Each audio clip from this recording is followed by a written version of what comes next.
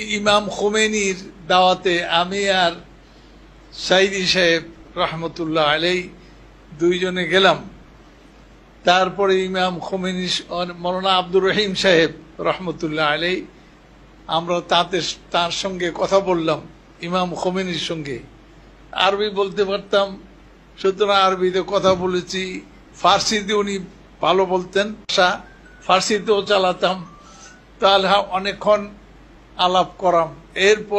করার পরে যখন বেরিয়ে আসলাম, আমার একটা ভয় ছিল যে সাইদি সাহেবকে নাকি হারিয়ে ফেলি, কারণ বড় ব্যক্তিত্ব, বিশ্ব ব্যক্তিত্ব, তার সামনে গেছেন।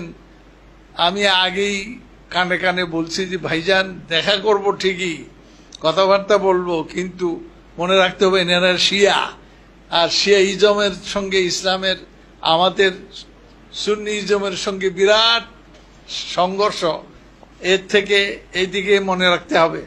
তো যাই হোক, আলহামদুলিল্লাহ এই আলোচনা করার পরে ফিরলাম। হযরত মাওলানা পছন্দ করতেন বড় আলেমদের সঙ্গে দেখা করা।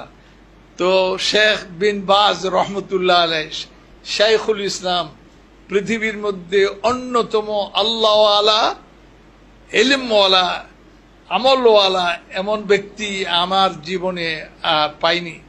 শেখ বিন বাজ, আব্দুল আজিজ বিন আবদুল্লাহ বিন বাজ, সৌদি আরবের গ্র্যান্ড মুফতি।